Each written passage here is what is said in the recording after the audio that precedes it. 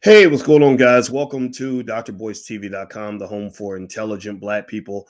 I hope you guys are doing well. And I have an interesting topic I want to talk to you guys about tonight that came across my desk, and I thought that maybe some intelligent Black conversation on this topic could be beneficial for the community. And it has to do with a couple of guys that are on this podcast, and the podcast is called Fresh and Fit. And not that I'm ever going to watch this podcast. I don't think anybody really should, but this podcast features two Black men who said some things about Black women that a lot of people felt were pretty disrespectful. They pretty much went out of their way to stereotype Black women in a nasty way. They basically they didn't just start off by saying that we refuse to date Black women. It was more like, here are the reasons why Black women do this, Black women do that. And so it caused kind of an uproar in the community. I shared the video on my Instagram. I'm not going to play their clip because, that's their intellectual property. But I thought that it would be worthwhile to take a moment to do a little bit of a dissection of what they said and why. And I even invited my wife in, my beautiful Black wife, Dr. Alicia, who is a therapist, because you need therapists to help you understand crazy Negroes. Like, you need therapists because some of these brothers out here got a legit mental illness. Like, they really need all kinds of.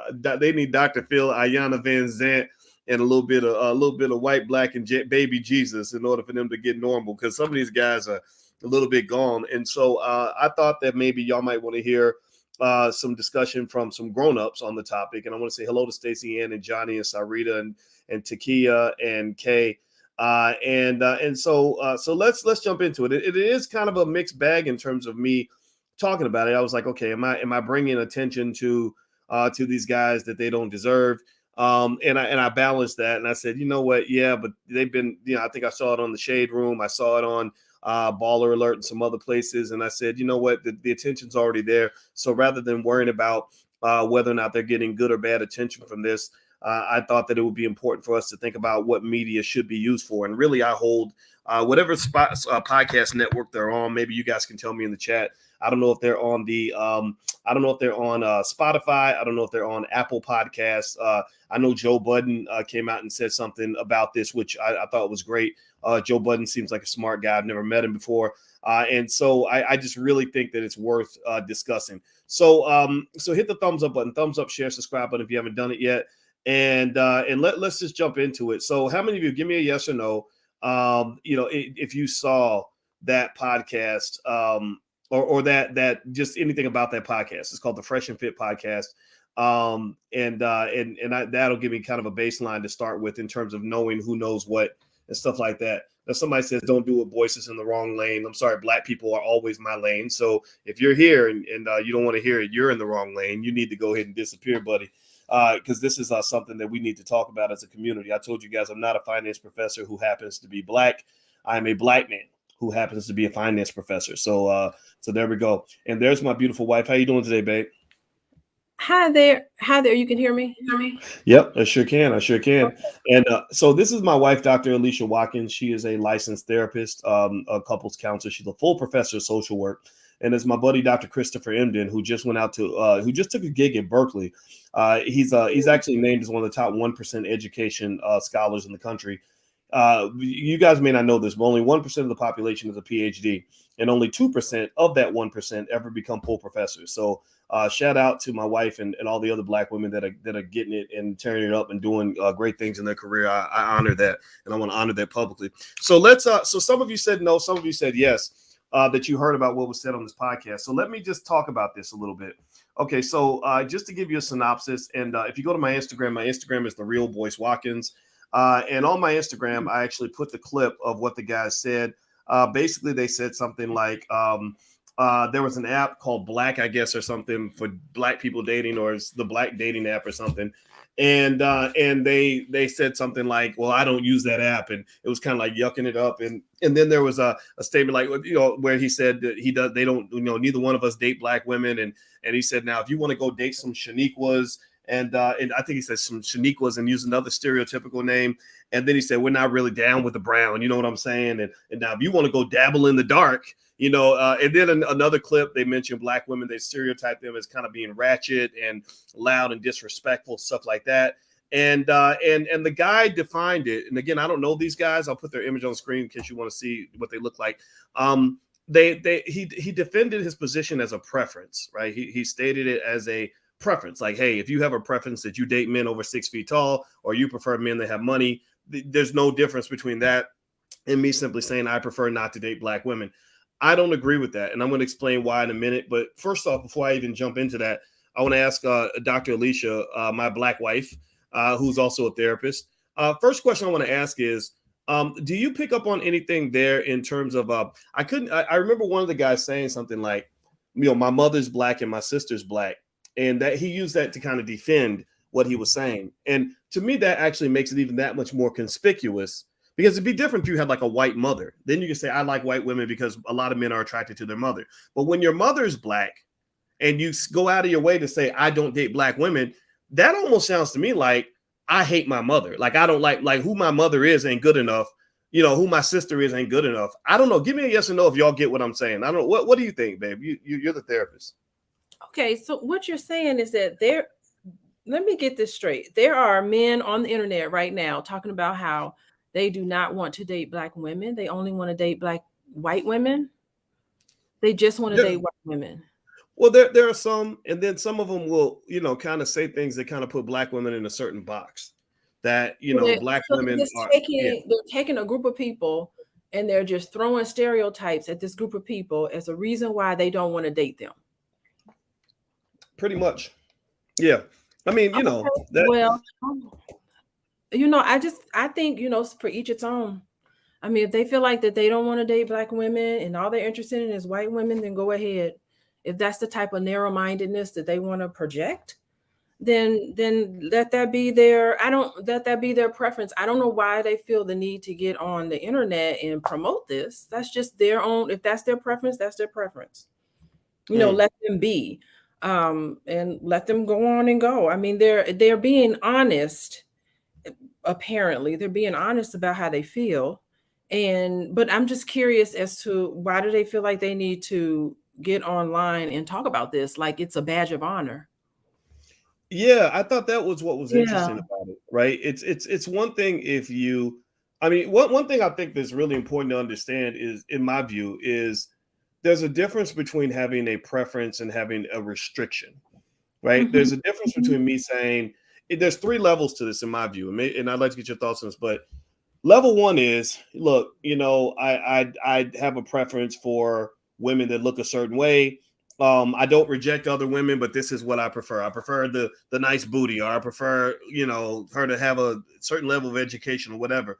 And then there's like the openness where you just say, look, I'll date anybody of any background. And there are people who do that. There are black people who say, look, I don't discriminate based on race. I'll date anybody of any race. I'm not in that category. I specifically made it clear to you guys 10 years ago that if I ever got married, I was going to marry a black woman. I said, if y'all, and years ago, if you can go find this video online. I said, if you ever hear me say I fell in love with Becky and I'm about to marry Becky, I want you to run up to me on the street and kick me square in the nuts, because I have clearly lost my mind. Slap me upside the head, because it doesn't mean I hate white women. It just means I felt like black women needed me. Like, I wanted to be a supporter of the black community, and I see black families being a critical part of that. I'm sorry. I know other people may not agree or understand, but that's how I always felt. Now, then there's that third level. The third level is, I won't date black women. I will date anything other than a black woman. I will date a damn orangutan before I date a black woman. That is a little bit more of an extreme kind of position. That's not a preference. That's you drawing a boundary. That's you saying, I won't go, like, I will not go lower than this bar, and below that bar is where black women live. That's a little bit I don't know. I wonder if they'd said, I'll be friends with anybody, but except a gay person. What if they said, I'll never be friends with a gay person? Y'all give me a yes or no. Do you think that Apple podcast would keep them on the air if they said, I'll be friends with anybody, but I can't be friends with no gay person? What do you think? Okay. What do you think would happen? Or they said that about Jewish people. Go ahead, babe. Okay, so 2 things. Number 1, look at the picture of bring the guys back on. Oh, okay, I will. Sorry. Yep, I got you. Go ahead, keep talking. I'm bringing it back up. My bad. Bring the gas back up. Look at them, these guys. I mean, they're pretty dark complected themselves. And it's interesting, especially yeah, that one. Like It's Kevin interesting. Hart. Kevin Hart's Yeah, ugly I little mean, brother. yeah, he's pretty dark. And I'm just wondering because he mentioned, yeah, if I were to date a black woman, she'd have to be lighter. And I don't Mm. understand that. Like, so are they really talking about skin preference or are they really talking about race of a person, the ethnicity of a person? So that's the first thing that I'm kind of like questioning about them. The second thing is that so they're on Apple. Did you say Apple? Say that Yeah, again. I think their They're on the podcast. platform with Apple. Yeah, yeah, I think there. Somebody say something in the chat if you know more than we do, but I didn't get a chance to find all the information. But I think that they're being promoted actively by Apple or Spotify. Typically, like our growth was organic. Like we didn't have a corporation backing us or anything, so it took me years to get Yeah. hundreds of thousands of subscribers. So typically, when a podcast has 500,000 subscribers in like 6 months, it's because they have a big white corporation backing them. So I believe that Apple or Spotify is promoting them. Like I think that they're on. I don't think that they're just like some YouTubers. I don't know, but y'all can tell me. Maybe I'm wrong.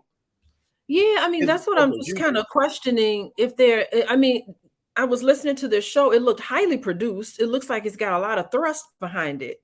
Like who Mm-hmm. it's got a lot of support. Is that the only thing they talk about on their podcast is bashing black women? Is that their part? Is that all that they do or do they talk about other topics? Do we know? I don't listen enough, and Okay. I'm not. I'm just I'm not just interested. Like curious. I don't want to be suckered into supporting them by being one of those people that's like that makes them into the Negroes you love to hate, where they're still getting paid because everybody's watching just to get mad. No, if I don't like you, I'm gonna ignore you. That's I Yeah, feed you. I feed you with silence at that point. Like I literally take the air out of what you're doing in my space. So I'm only talking about these guys because I'm really thinking about any women whose feelings might be hurt by this idea that there are men that are promoting the idea of actively avoiding black women. I just think that we laugh it off. We think it's not a big deal, but I kind of feel like it is. Like again, you can't do that with gay people. You do that with gay people, they will cancel your ass in a second.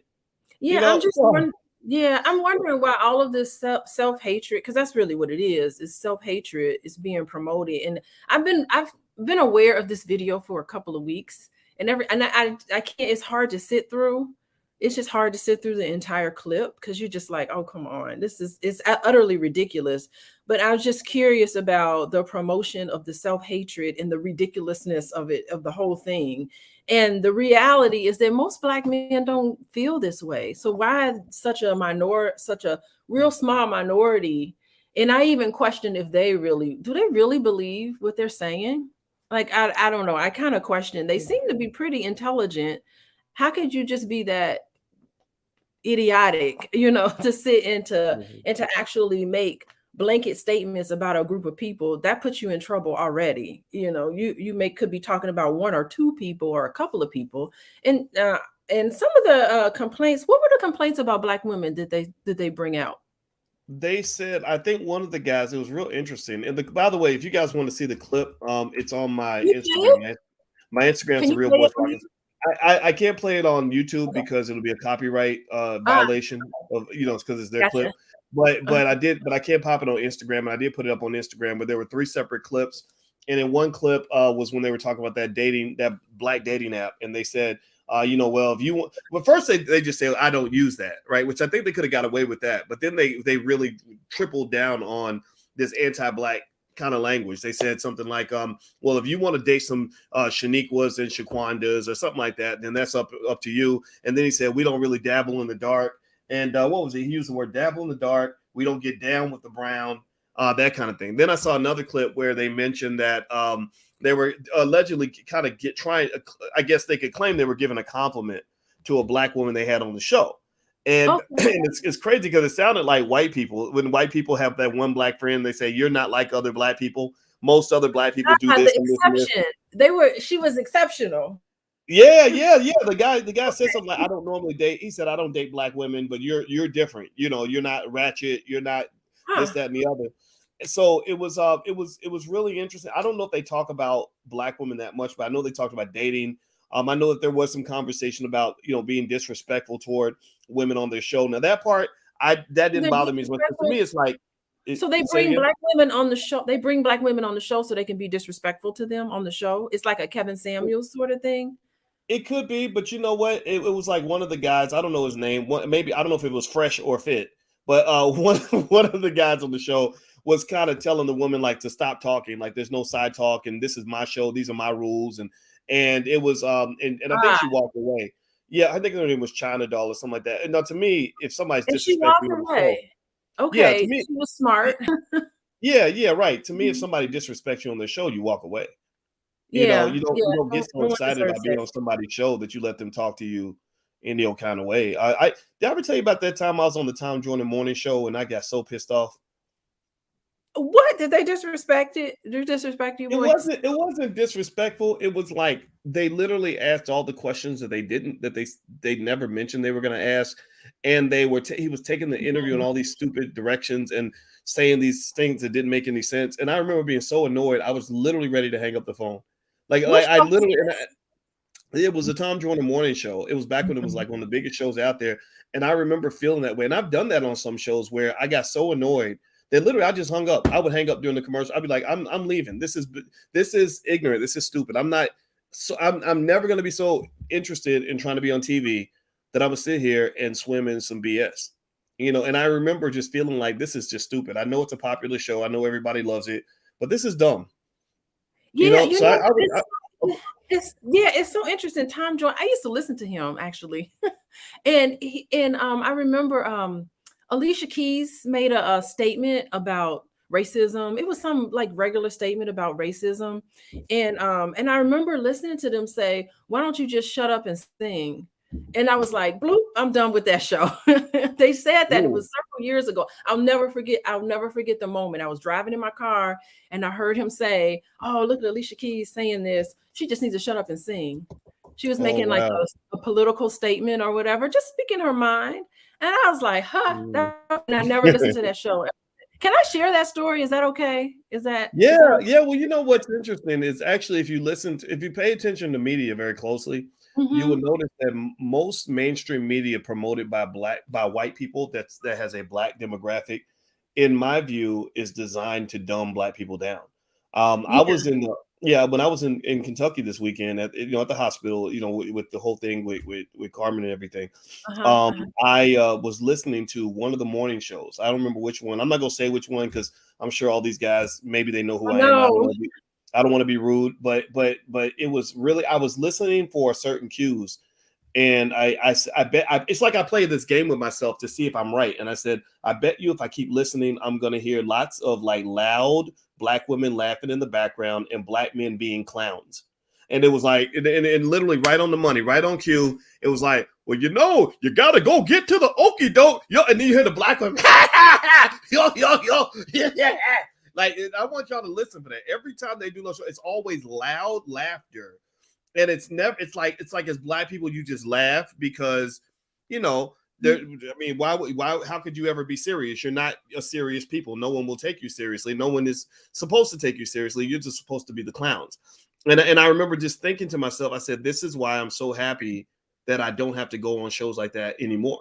Mm-hmm. Because it's like when you're in the middle of like all these serious issues, sometimes you want to laugh. I laugh all the time. I love making jokes, but sometimes you gotta like grow up a little bit, you know? So what's the name of those two people that used to clown all the time? They're like the stereotype because they remind me of Fresh. When you said Fresh and Fit, it Uh-huh. reminded me of was it Fit and Step It? What's the name? I can't remember Step the and, group oh, step name. and fetch it. Step and Fetch It. That's what Fresh and Fit remind me of. Step and Fetch It. Fetch It. I don't even know how to say it, but yeah, that's what they remind me of. So they're promoted and they're put up on this screen. And of course, the purpose of it is to get a rise out of us, is Mm. to get us angry and mad and get us all up in arms and to get us all upset and to stop because I'm preparing for my semester. I'm preparing for my spring semester that starts next week.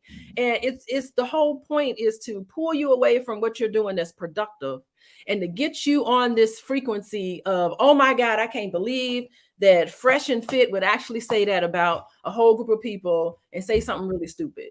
I mean, really, what would happen if we just turn it all off and just stop giving it our attention? It's so Yeah. ridiculous.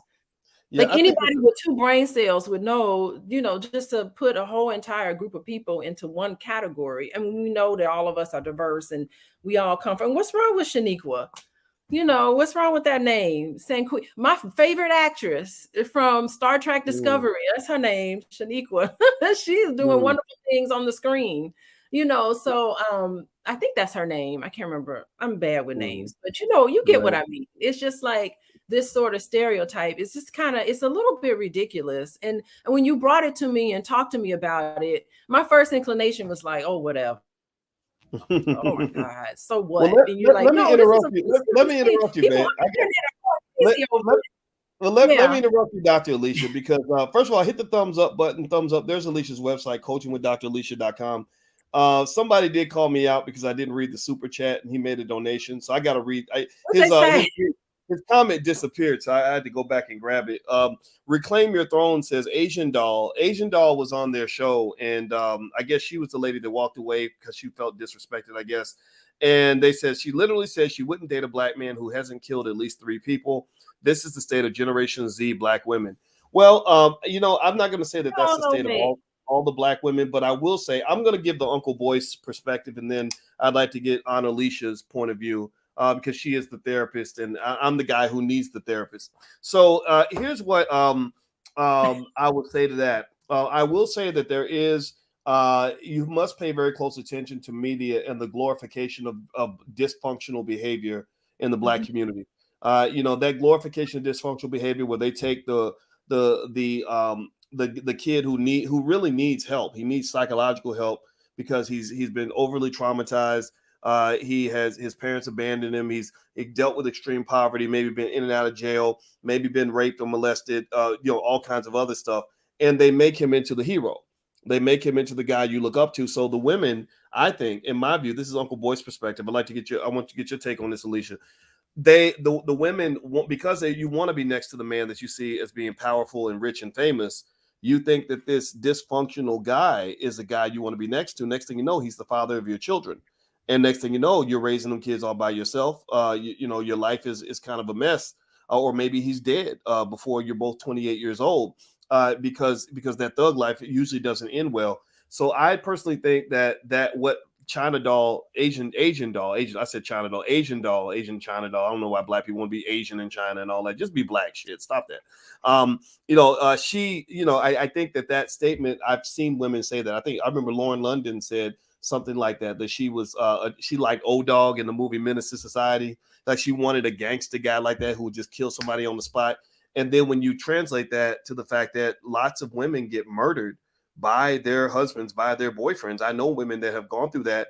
It's kind of like, well, why would you want that? Why would you want to be in a relationship and have a child with a man who will kill you? Maybe that also means that maybe that therapist can help you work through some of that so you can understand what a healthy relationship looks like. What do you think, babe? Yeah, I mean, that makes sense. I mean, something is amiss if she's going to name herself Asian doll. I don't know where she got Asian doll from, and she's a black woman. And she's saying that she is the same way Fresh and Fit are glorifying the fact that I don't want to date these trashy black women because all black women are this way, so I don't go in the dark. She is saying that she only wants to date black men who are living this certain lifestyle. And so I'm wondering how that works for her. Yeah. Speed dating. Yeah, I oh, I knew that would works get for your you. And if attention. you want to change it around, you got my attention away. But if you want to know Well, Tony Terrell made a donation. Thank you, Tony, by the way. Tony So Terrell. I want to throw his chat on there so you can respond to that. Yeah, Dr. Alicia actually did. You did speed dating at the convention, and a lot of people loved it. And what I really liked about it was that one of the things I did say to the young ladies is like, look, if you're looking for a certain type of man, if you meet that man at one of my events, chances are he's a quality man because raggedy men don't follow me typically. They get mad at me. Those are the guys who get mad. They say all kinds of stuff, whatever.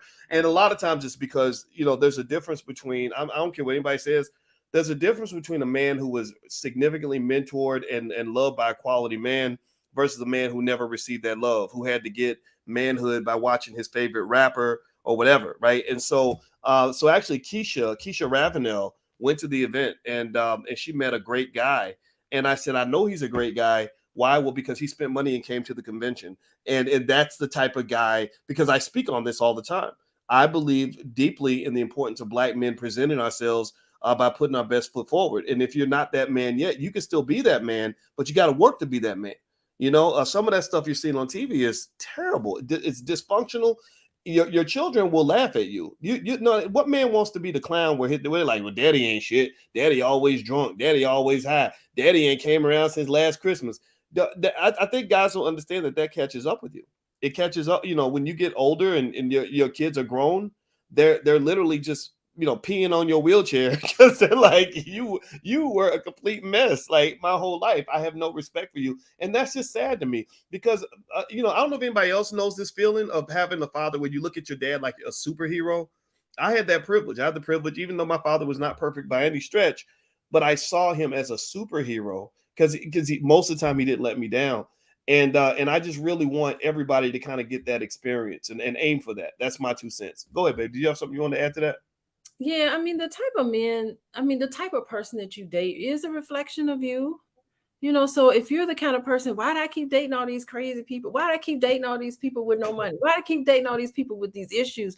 I mean, if you really want to look at it, you can kind of like pick out the patterns of all the people that you're dating and then take a really hard look at yourself. I really wouldn't. What advice would you give me to find a man? And I'd be like, what are you doing? You Mm. find your partner in finding yourself. And it sounds so cliche-ish. Oh my God, that's such a cliche, but it really works that way. Like how we met in the library. I was just doing my thing. I was just being Alicia in the library. Yeah, that's what I do on a Sunday is go to the library, get a jump start on my week. And that's how it is. And then I meet somebody else that gets a jump start on their week by going to the Mm. library. So I mean, Mm. that's really how it works. And I mean, and it just makes me real compassionate for people who have a hard time finding somebody because they don't want that. They would like, I'm changed. I'm a new person. I want to find someone that meets up with that. So you know how I feel about the speed dating. It was something I've always wanted to do. It was, thank you so much, Boyce, for allowing me to do that. Because I came to you and I said it would be so much fun to do speed dating, and you gave me the green light. And if you hadn't, that would have been fine. I would have been okay. But it was just me living out my dream. And so I hope to see more. Who is the person that Keisha? I want to see more Keishas getting with more. I don't know her gentleman's name, but Yeah. Yeah. I want more of that to happen. I think it's beautiful, and like-minded people getting together, the common denominator. So I really, Yeah.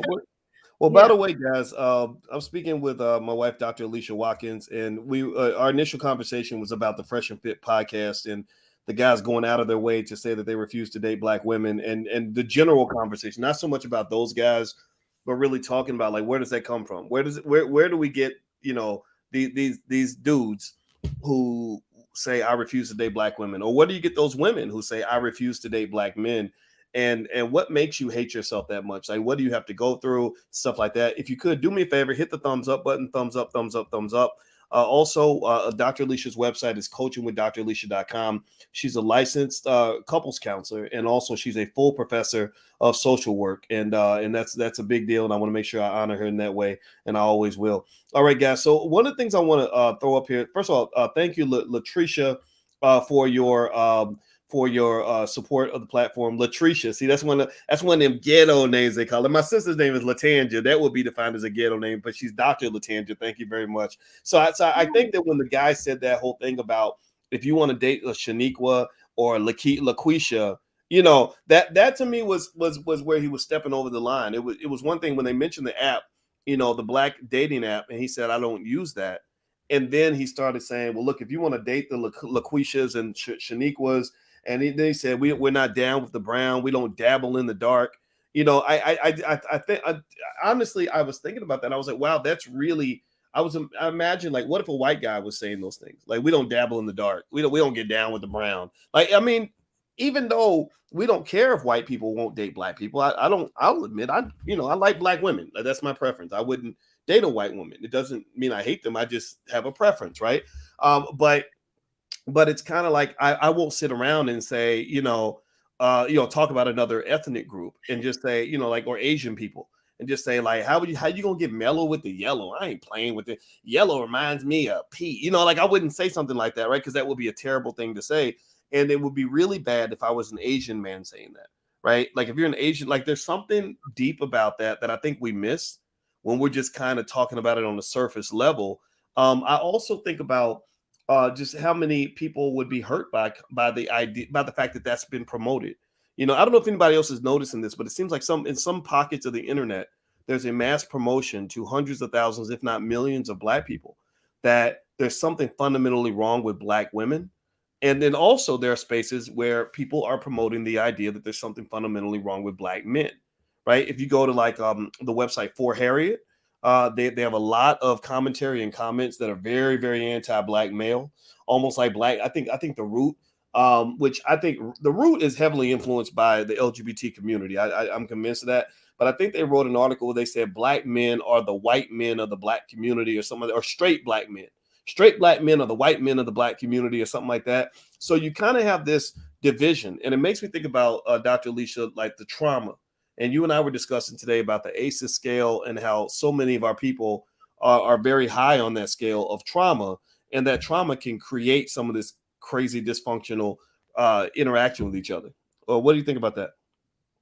Yeah, that's interesting. I'm looking at a statistic on interracial dating because I don't think I don't think they speak for even a small percentage of black men. I don't think a lot of black men actively go out and say I'm not going to date a black woman. I don't think they even do that. I think that it's a small percentage.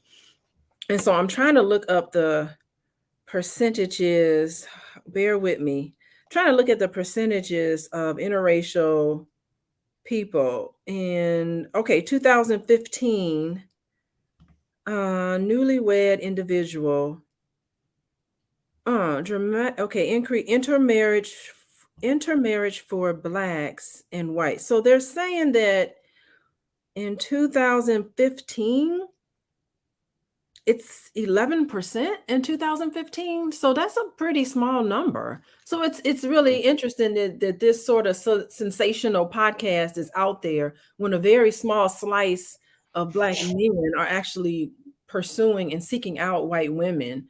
So Mm-hmm. I mean, it's not something that's carried on. So black women, don't be worried. It ain't all black men don't feel this way. You still got a chance, So even if your name is Shaniqua, you still have a chance. I don't see anything Well, wrong with that name. well, So I share King Leek's yeah. comment. He made a Mhm. donation to the podcast. Thank you, King Leek. And he says, Dr. Boyce, the host Myron, admitted to sleeping with one of the black women who came on his podcast. She was crazy and claimed he impregnated her. Ooh, wow. Okay. I don't know if there's anything else to say about Oh, that. okay. I don't have. That to me sounds very anecdotal. Like, okay, it's one crazy person and two people sleeping together. That honestly, that information doesn't grab me as much as the bigger conversation. Like, I think with stuff like that, it's more in that gossipy space. Like, what he's doing with his personal life is not of interest to me. I think the question becomes, like think about it. There's a reason why you take your personal life and you make it public. You have an objective. You're trying to do something that affects more than just yourself. Like, for example, there's a reason why I have said repeatedly to you guys on this platform, like, if I ever get married, I'm gonna marry a black woman, right? I could have kept that to myself.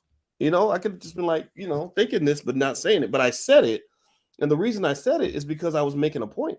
I was letting you all know, look, this is what I believe in. This is who I am. This is what I think is important, right? And so when you go out of your way to let everybody know that you won't date a black woman, that you refuse to date a black woman, to me, and I'm asking you about this, babe, Dr. Alicia, it seems to me like you're reflecting some type of a trauma, like you're settling a score. Like, maybe in your childhood you didn't fit in with black people. Maybe the Shaniquas didn't want you, or made you feel like something was wrong with you because you got an A in science class or something. I don't know. And I've seen that before. I don't know if anybody else has seen that, but you see sometimes men or women who are bitter because they've been hurt by people in a certain group. What do you think about that? Yeah, How's that theory yeah, stand? that makes sense, and you also could be hurt by white people. Sometimes Mm, black men in particular will go and date little blonde, little blonde hair, blue eye to kind of stick it to the white man to say, you know what, you think you better than me, but I can take your woman. I can take your woman. It's your life. mm, So sometimes that could be sort of like a status symbol of I've arrived because I got this white woman on my side. And yeah. although you, white man, try to oppress me, I'm gonna one up you by being better than you. Because I have some white girlfriends, and they'll tell me, they say, you know what, I never had a black man hit on me. And then one of my friends, she says she dyed her hair blonde one time. She's a redhead, but she dyed her hair blonde from red, and she said so many black men were trying to hit on her all of a sudden. And so I just kind of feel like that blonde hair is like that status symbol with some black men, where they just think, that's my way of overcoming the oppression that I'm Mm. experiencing. Especially That's especially these are with black men who want to fit in with the dominant society. Not interesting. all black men. Okay, interesting. And before I respond to that, I want to let everybody know I'm talking to my wife, Dr. Alicia Watkins, and we're talking about the Fresh and Fit podcast, where the hosts went out of their way to say they don't date black women, and they also stereotype black women by saying that they were ratchet and that they don't dabble in the dark and they don't get down with the brown and all this other stuff. And so if you could take a second, please hit the thumbs up, thumbs up, thumbs up. We're not like Fresh and Fit. We don't have a big corporation like Spotify or Apple or YouTube backing us up. We have you. We have the community. And so if you share the video, hit the like button, share, subscribe, all that stuff, that helps us grow because we want to provide a counter narrative. We believe it deeply in us as a community wanting to be smarter, not dumber. So that's what we stand for. And I hope that you will support us in achieving this goal. So all you got to do is hit that like button right now, thumbs up, share, subscribe. Please do that. All right. So, so tell me, wait, your last point.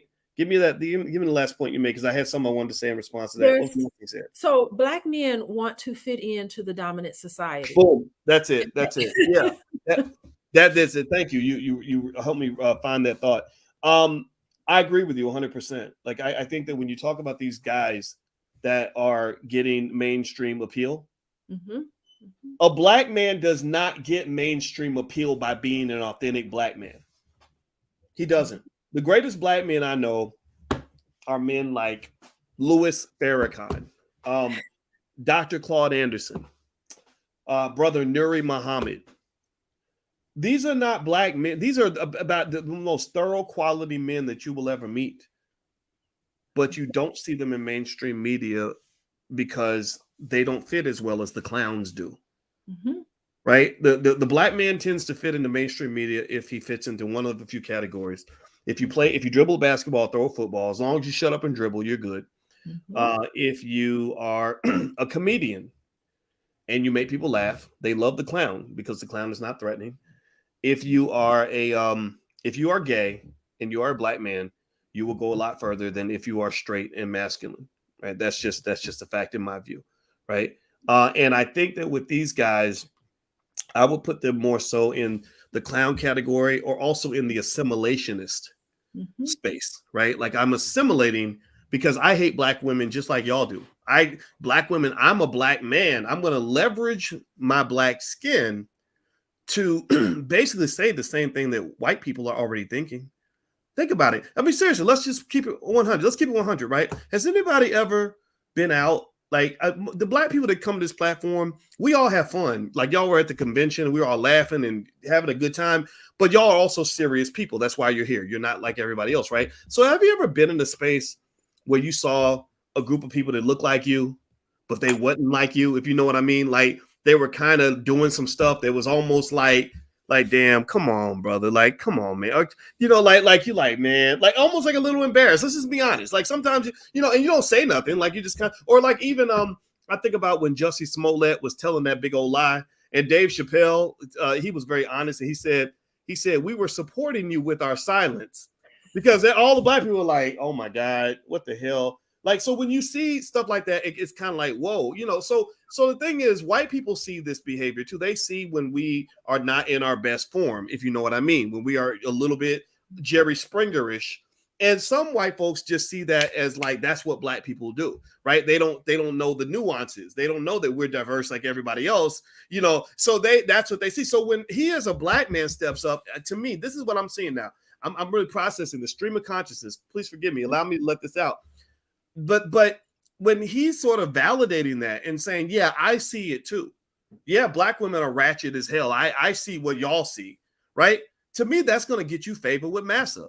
They're going to like that. Like, white folks be like, wow, dude, he said the stuff. I can't say it, but I'm glad somebody said it, man. Yeah, bro. Right?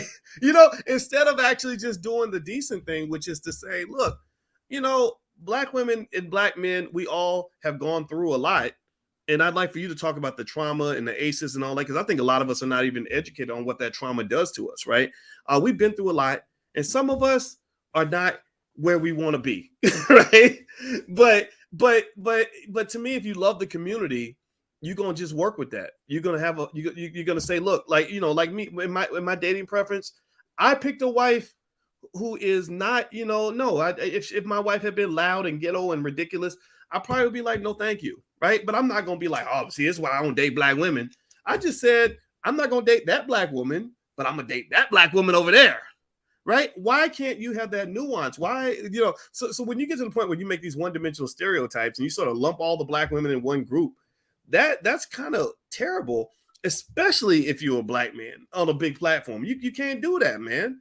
Just shut up. Just keep your mouth shut. We see the ghetto behavior when it happens, and we just kind of like, okay, I'm gonna leave the room now. You ain't got to go out of your way and do master's bidding and run out with the broom. Like, go ahead, babe, please. Okay, one thing I want to say, that's really sweet of you to say that, Boyce, but I was raised in Gary, Indiana, so I do have a ghetto side to me.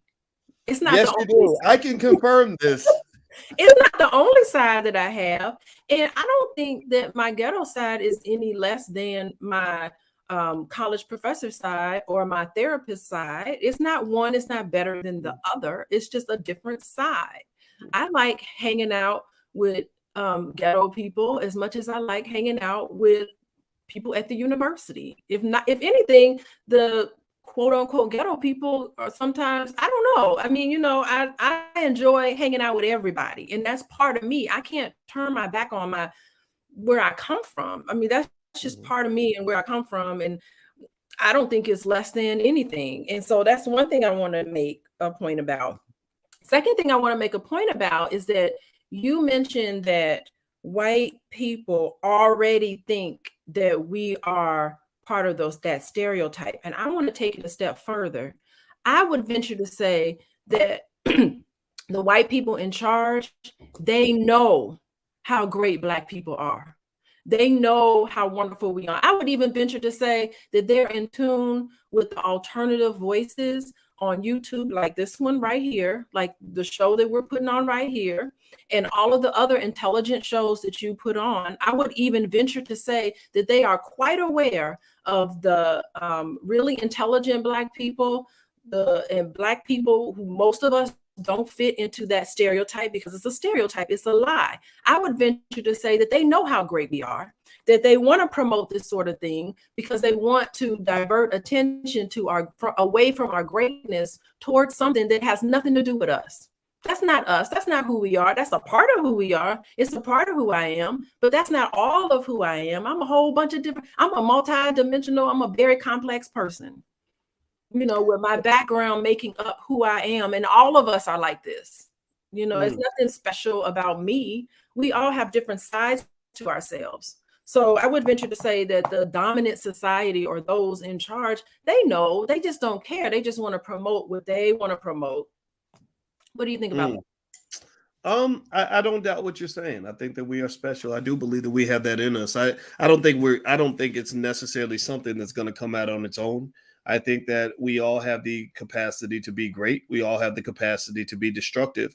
And the question is, which frequency do they get you to operate on? I believe that media convinces many Black people to operate not on the God frequency, but to operate on the shit frequency. I think that we get pushed to. I think media works to dumb us down. And so if you allow that to do its job, then you're not going to be necessarily an asset to your family and to the community. You do become an embarrassment to some extent. But but when you can step away from that and truly tap into your greatness as a Black person, whatever that means for you, then I think that you do start to show who we really are, right? You start to show that greatness from ancient Kemet and Kush and the people who invented mathematics and medicine and everything else, right? So let me read a comment. We got Cultured made a donation. Thank you, Cultured. He says Occam's razor. The Occam's razor means that sometimes the simplest solution is the right one. He says some Black women and men, i.e. the Pookies and Ray Rays, are ratchet. F and F have their preferences, and joking. Oh, fresh and fit. Okay, and some people are overreacting. So he says that some Black women are ratchet and that they have their preferences and are joking, and some people are overreacting. I think that a preference means like where I say, I prefer to eat pizza over hamburgers, right? That's a preference. That's different from like a restriction. A restriction is where I say I will not eat hamburgers under any circumstances whatsoever. So if I admit, like if I say, because maybe my mom was white or whatever, I have a preference for white women because I think about women that remind me of my mother. That's okay. My mother looks a lot like my wife. Actually, they took a picture together, and even your mother said that you look more like my mother than you look like her. And so people made fun of me. They said, "Oh, you married a light-skinned woman. She's damn near white and all that." And I know you're Black, but it's like, and I thought about it and I said, "Whoa, wait a minute. I don't know if it's a coincidence if my mother and my wife are both light-skinned social workers. Like I guess on a subconscious level. And your father was a professor like me. So that subconscious does kick in. So it's one thing if I say I have a preference, right? But if I have a restriction, like if my mama is Black and I say I refuse to date Black women, so that means that my mama wouldn't even be good. And a woman who looks just like my mama is beneath me. I'm sorry, that's a little weird. That means something must have happened with you and your mama or whatever, because I don't think that's normal. Am I stretching it when I say that? Am I reading too much into it, Dr. Alicia? No, you're not stretching it. I'm just curious did Fresh and Fit in their video, did they ever because other than Shanique, other than the name of a person, which doesn't say too much about them, but was there any concrete reasons why they said they wouldn't date Black women? Any concrete reason? They said one clip they just said they don't dabble in the dark, they don't get down with the brown. Then But another why? one one of them said that Black women are loud and ratchet.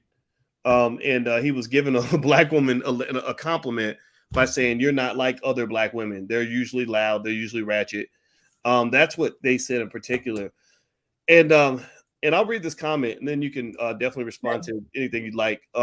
So MAB, thank you for your donation. He says, so this is a mental illness, but the Black woman saying Black men are bullet bags, abort Black males, and are throwing themselves at white men aren't when you take a stand. Oh, so this person's saying, why don't you take a stand also when you have Black women who don't say the most favorable things about Black men, right? Mm-hmm. And I would say I do take a stand on that. Yeah. But then again, though, I think that's a valid point. What do you think, Dr. Alicia, about anything I just said? Yeah, the self-hatred goes both ways.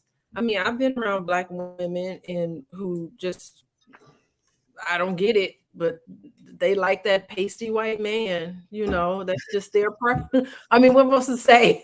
That's, if they like it, I love it. I'm not going to tell them what to do. A lot of Black women, but, I like to listen to what people actually say. I like to listen to what they say. And I've heard a lot of Black women actually say, look, I've tried to date Black men. I have really tried over and over again. I just had to go outside of my race because I just wasn't finding anybody. I've seen like a desperation in some Black women. So I like to hear what's your reasoning behind it. Or it could just be, look, sometimes you just fall in love. Who you fall in love with is who you fall in love with. Sometimes you can't really help it and you got to play that out. So I'm not going to say you can't predict what happens. But But I do want to hear, and I hear the pain in a lot of black, my colleague, I Sorry. hear pain in a lot of black women's voices saying that, I'm just going to have to try to find, maybe I go to Africa and find someone in Africa, or maybe I'll go to, I don't know, Latin America country and try to find someone. It's this desperation. It's this need to just want to be desired by somebody. I have to tell you, man, I was so happy. I don't know if this is switching gears a little bit, but I watched the season finale of Insecure. I love that show. I love that show. So anyway, it's actually it's not even the season finale, but it's the entire show, the finality of the show. And I have to say, applaud to Issa Rae for that final show. And it was really nice to see two dark-skinned black women be desired on the screen. They were desired by all the men in their life, and they had to choose who they wanted to be with and all of that. It was just beautiful to see. And I don't know what Issa Rae is going to do next, but it was wonderful to see all these dark-skinned women, being loved by a man on the screen. So we need more of that to kind of counter this. I'm not even calling them fresh and fit. I'm calling them Fitch and Step It, or whatever the name. Is what they're going to be called. Step and Fitch It. Let me write that down so I can remember. But we need to have like more of this. We need to start having. We need to start giving people gold stars. I like to give people gold stars for doing it right, but Issa Rae gets a gold star for that finale. So gold star. Yeah, I agree. So let's see. So the next comment, GYLLK Lucra, I guess. Thank you for your donation. This person says, "Love you, big bro, but you're taking this whole conversation out of context. They aren't talking about all black women. Myron has spoken on settling down with women in his race, Muslim, later in life." Okay, so GYU says that we're overreacting, and that's a possibility. Maybe we are.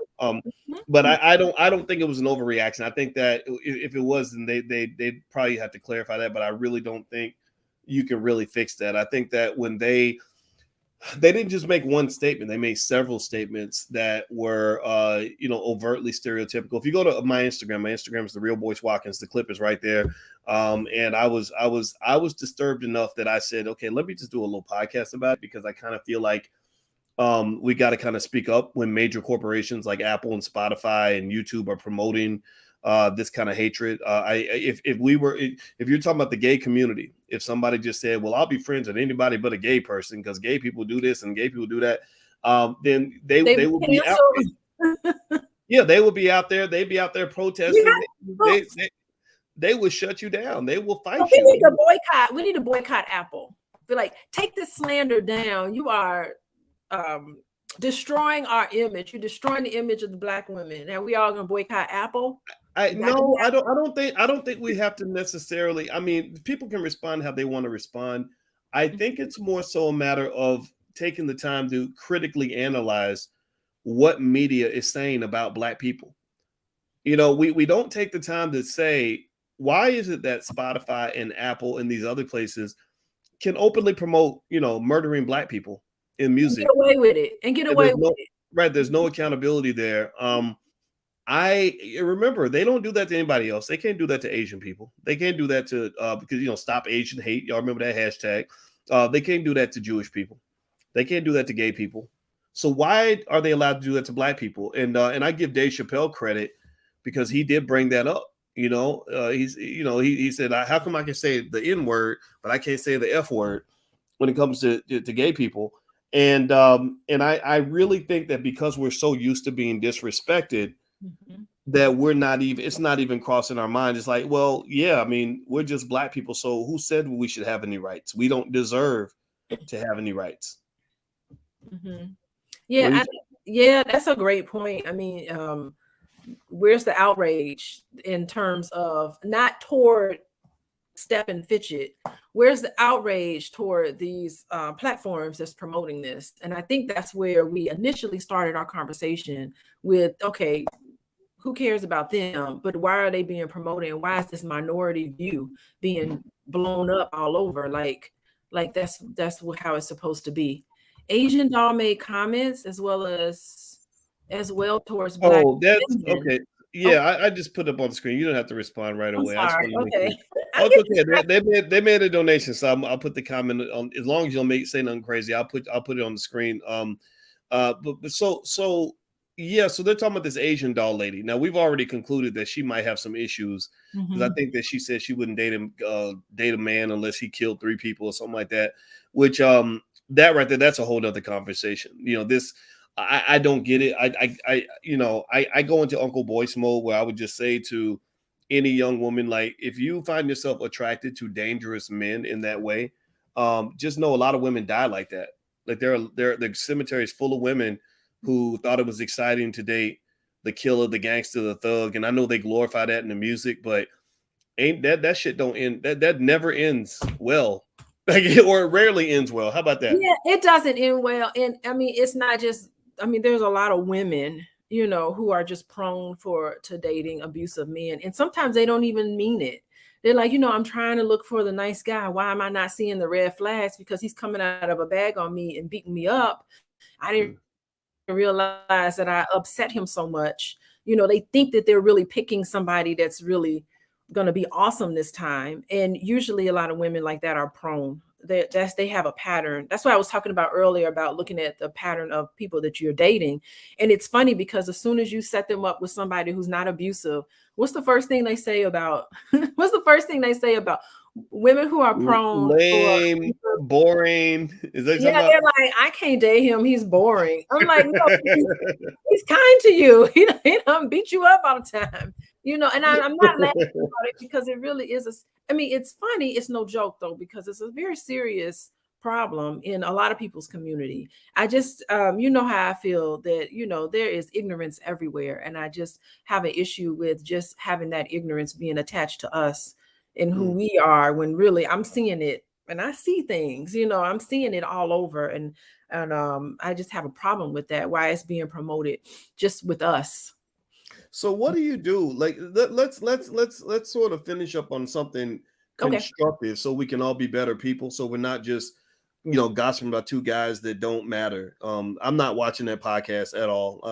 It's just it's not something I'm interested in on that level. I was only interested because so many other people were affected by what they said on a big platform, and I wanted to make it clear that that's not appropriate.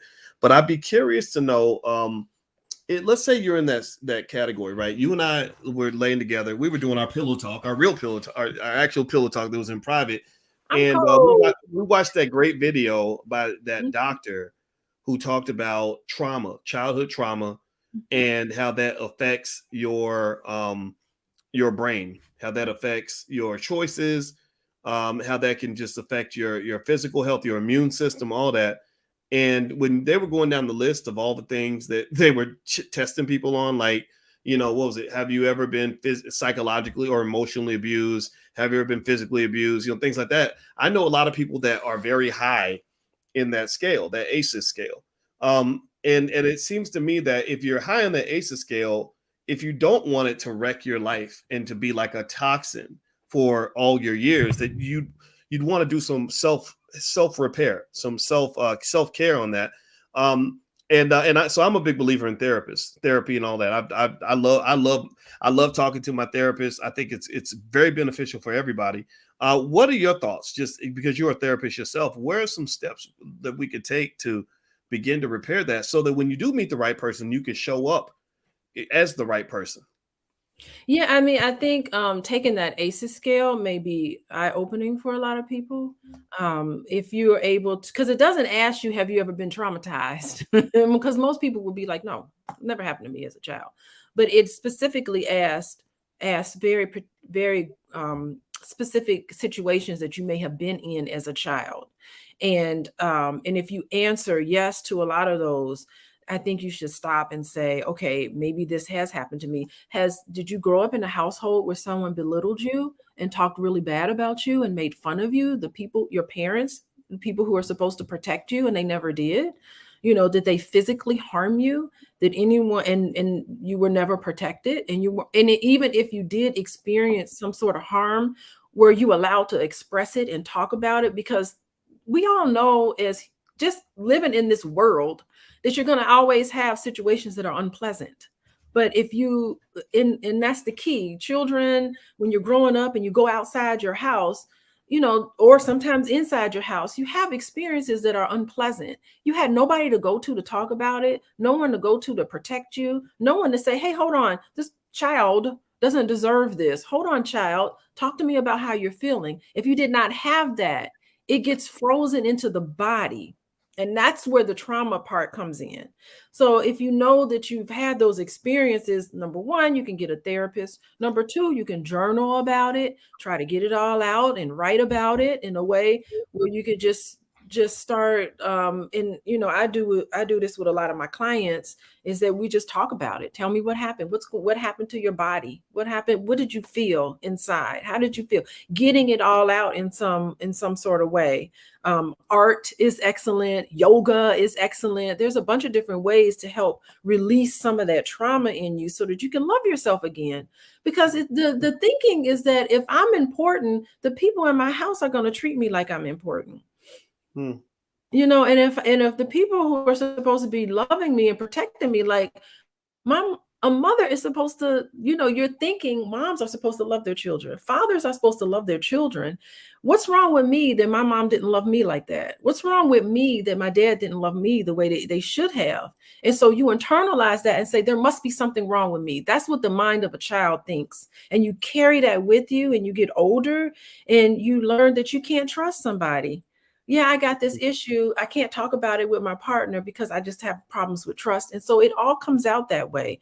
And so yeah, I mean, I think you need to, number one, recognize it, because most people don't recognize that this happened to them. They just go on to life and they become fresh and fit or whatever. They start to they internalize it as a self-hatred, because that's all I could see is self-hatred. These poor gentlemen who I bet you fresh and fit, whoever they are, I bet they're wonderful people, deep down inside, and they just have a lot of things that they need to deal with.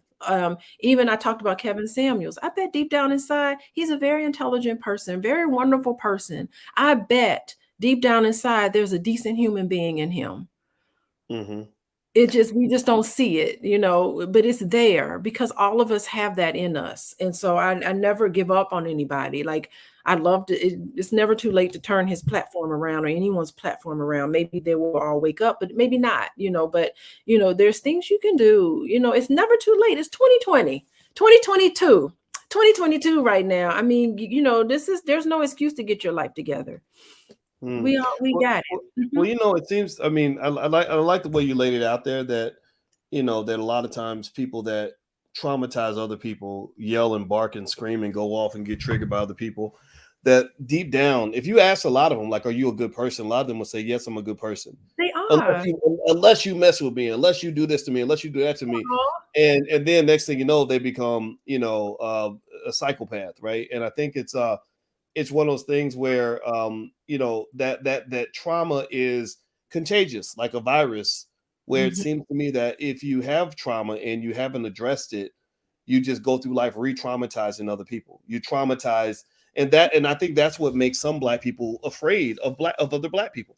Well, I've known men, I've known men that are afraid of certain black women because they feel like they're going to get re-traumatized. I know women who are afraid of certain men because something terrible happened with a black man, and then sometimes because we've had terrible things done to us, we do terrible things to other people, right? Like I've talked to I remember talking to a guy once who would beat his wife consistently, and I remember it was odd to me because he did not understand why that was not appropriate behavior. He didn't even get it, and I said, well, what did you learn? I mean, I think the police were chasing him and all that. I said, what did you learn from that whole experience? And he said, I got to learn not to trust these hoes, and I got to learn how to get a woman by me who's loyal, and like he couldn't even connect it to himself. He really, in his mind, felt like he was a good person, and that he had to do what he did because because she was this and this, that. She wasn't beating him up. She wasn't, pulling the gun out on him and none of that, and that really kind of made me think about how when you don't address the trauma, you just hurt so many other people. And it's like, fixing that is an important part of healing in our community, because that does spread like a virus. When we re-traumatize each other, that's how we continue generational curses and all this other stuff that holds us back. And I think that those of us that want to do better, you have to acknowledge that and go back and fix it, you know. Yeah, I mean, it's so funny because as you were talking, I was going to jump in there, but I was going to talk about how, sometimes people who've been traumatized and they lash out, like physical abuse. I mean, that's just a boundary. That's a boundary that's crossed that should never ever be crossed. So that's a whole nother category. I'm not talking about that, but I'm talking about people who, if you're around people who are triggered a lot, and they just start one little thing just sets them off and starts triggering them. I always feel like this deep down inside, the need to just, if you went up to them and just gave them a big old hug, that's really what they want. I'm sure deep down inside, they need somebody to soothe them because, they're trying to protect themselves. And the best way to Mm, protect themselves is to lash out because they actually see threat.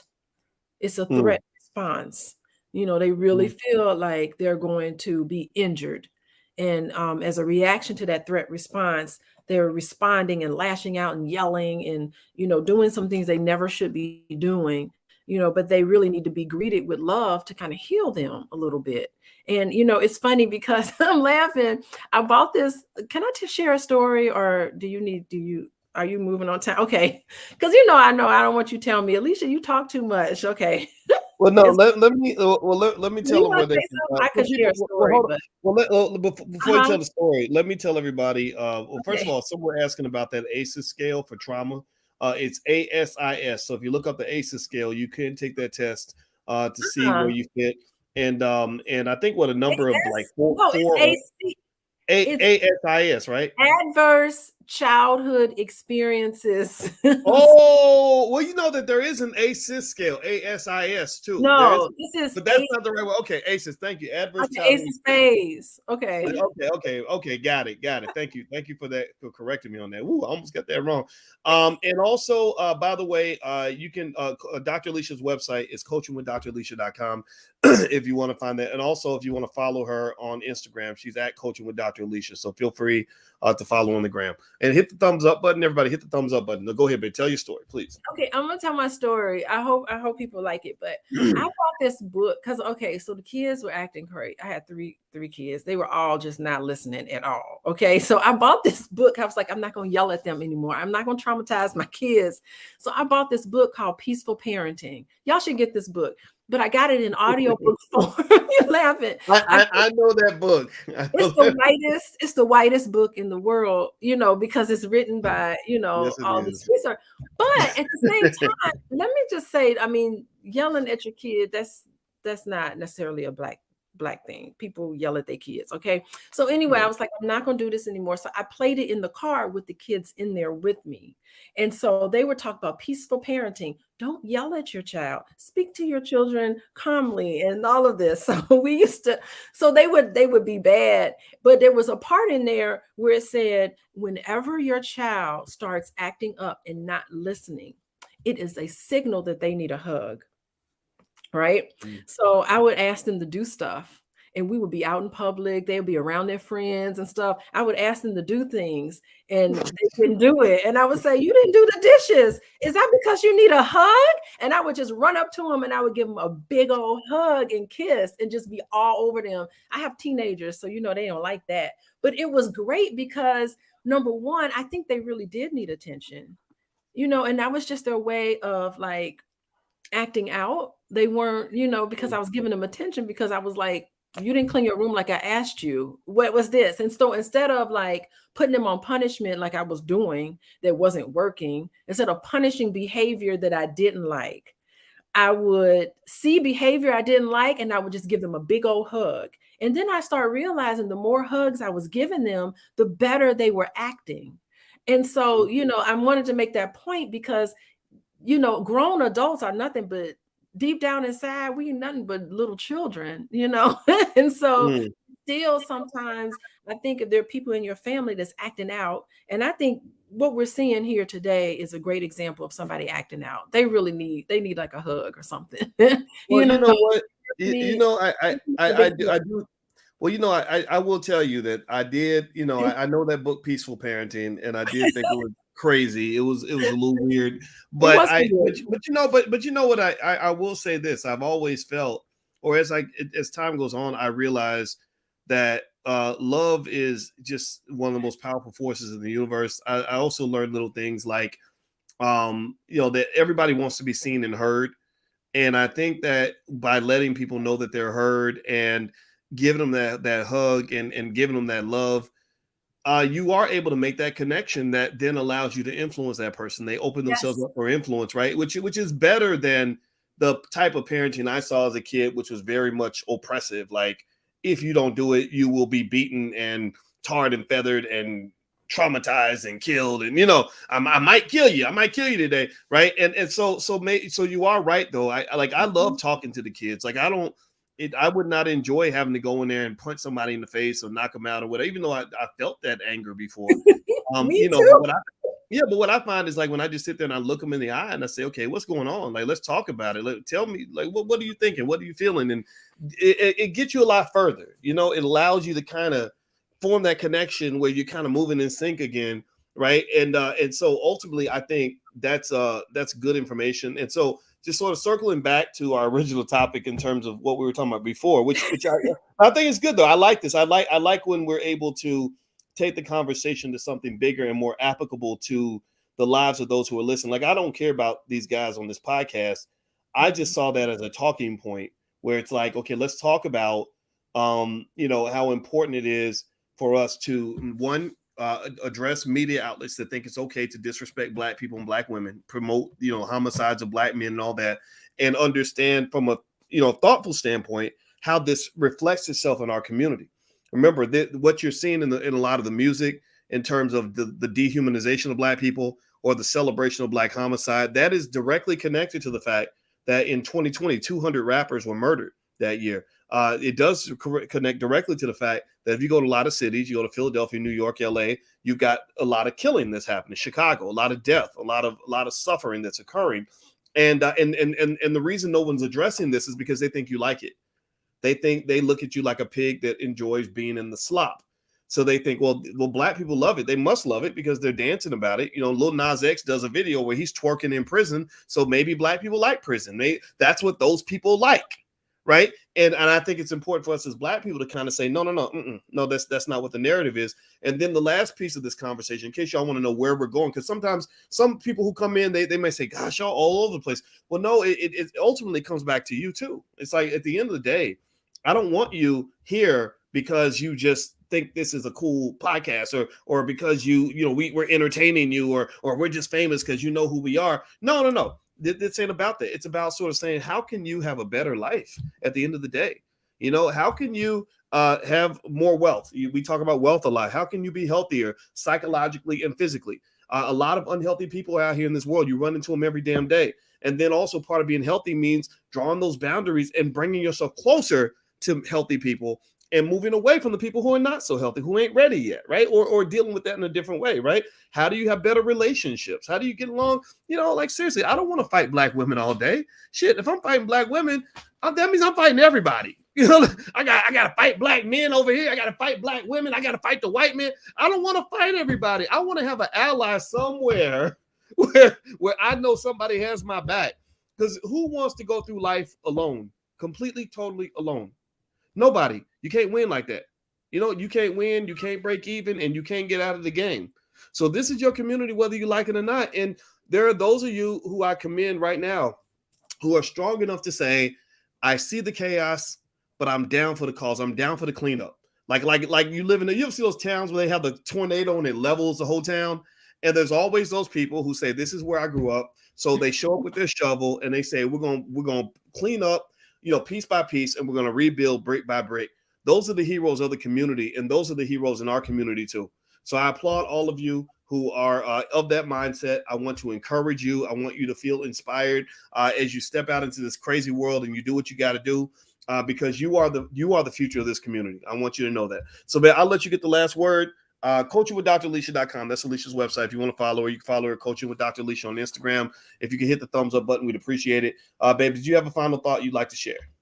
Well, I think that people who love themselves don't want to fight all the time. People who have people who are comfortable being friendly and close to other people, they don't want to fight because fighting means you distance yourself from somebody. So, sometimes people fight and want to be argumentative and do all of that because they're scared to get close, and I think that sometimes deep down inside they don't feel like they're worthy of it. Mm, And it could be, maybe you were punished as a child, not for your behavior, because you can say, you are a wonderful person, but what you did was terrible. But for mm, some children, they grew up thinking you made a mistake, and that means you are a mistake. And so you walk around with that, you are going to grow up and be somebody who can be like a Fitch and Step It and all these mm. other people who get online and want to fight with people all the time. I see all these people online that fight all the time, and my heart goes out for them because I know their lives aren't very happy. And they fight. You can't just fight in one area and not in the other. So you take that Mhm, fight with you, and mhm. it's just a guard that you have up. And these are very sad and lonely people. You So know, I feel bad about that. What you gonna say? oh, I didn't mean to cut you. I was gonna say I know a lot of these people personally, the ones who do all the fighting on the internet. I Ah, mean, okay. some of them, I literally like was the person who shared their video first, and then they blew up. And I knew their lives personally, and I'm gonna tell you, most of the people that y'all see who are on the internet fighting every day, they're not happy people. Like their Yeah. lives, I've seen their lives up close, and it's like, woof, you got a lot of issues going on here. Yeah. So I didn't mean to cut you off there. No, no, I mean, I agree. Yeah. I mean, that's just one thing. I don't know anybody personally who do that, but it doesn't surprise me at all. Yeah. And I'm not saying that, in all this fighting, it's sensational. It gets a lot of views and it gets, it gets a lot of attention. But we're here. I'm glad you brought me on, voice, because I think we're here today to kind of turn it around a little bit. Well, we're here to present. Spread love today. We're here to present a perspective. I personally believe our Yeah. community needs to hear more from the grown-ups and not the 45-year-old teenagers that are out here. You have a lot of immaturity, a lot of anti-intellectualism. They think that trying to be smart means you're being uppity and all that, and I think that's kind of silly. And I respect what everybody else is doing, but you know, uh, I kind of grew up in a space where, as a man got older, you want to be more grown. You're not trying to still be a kid. You're trying to be, you appreciate, you value the OG status, you value the wisdom that comes with age. You don't look at it like, okay, I need to go do, dance on TikTok so I can be like a 19-year-old, so, and I think, and it's funny because you look at some of the, I feel bad sometimes, like when I see some of the 90s rappers who are still trying to be young and hip and cool, and they're like 55 years old now. And it's like, dude, like it ain't 1997 no more. Like so you got to find a different lane. And I think just in terms of the rappers, like Jay-Z, I think Jay-Z did a good job of saying, okay, let me go ahead and grow up a little bit. I'm not gonna wear these jerseys no more. I'm gonna get rid of some of the people around me, and I'm going to elevate so that I can now become King J with Queen Beyonce, and we're gonna be these corporate moguls. And then they're gonna make another transition when Mm. Jay-Z's 65, 70. I think he's gonna be a different kind of figure because he's very conscious about the role he wants to play in the world now, and I actually respect that. And so let me just acknowledge Tony Terrell. Thank you for your donation. He says, I for this year's A, B, and C, I vote Dallas. Thank you, Tony. That will be duly noted. We are deciding where we want to hold the next convention. It'll either be Dallas, Charlotte, or Detroit. We will make the announcement very, very soon. At the convention, Dr. Alicia will be doing speed dating again like last year. It went really, really well. Everybody loved it. And we're going to add even more panels and speakers and everything else. So get ready for the All Black National Convention. I'll let you guys know when it's going to happen. It's going to be around October. And then the last person, let's see, a donation from RM. He says, in some professional circles, academia, a black man who marries a white woman will mesh better with their white colleagues. That's true. I have found, assimilation. That's the idea, right? The more you assimilate to the people that are paying the bills, the better off you're going to be to some extent. So that's why I dream of a world where black people don't have to assimilate to be successful, that we can actually have institutions that are owned and run and controlled by us so that our culture becomes the dominant culture, not somebody else's. Okay. So this is where integration went bad, because integration pushes the idea that in order to be successful in black, you can't stay who you are. You have to become something else.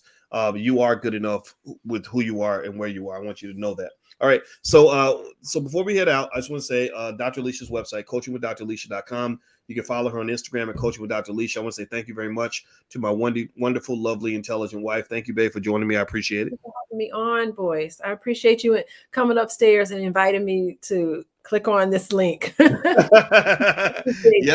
it was great to, it was good balance to the conversation, and we are going to continue to do our pillow talk stuff like that. Actually, if you go to the blacklovechannel.com, that's where we do pillow talk with Dr. Boyce and Dr. Alicia. So feel free to go to the blacklovechannel.com. I can't put the URL on the screen because I'll let you guys go. But there we go. It's the blacklovechannel.com. That's where we do pillow talk with Dr. Boyce and Dr. Alicia. So feel free to subscribe to that as well. All right, guys, have a wonderful day. Love you. God bless you. And we will see you soon. Take care now. Bye-bye.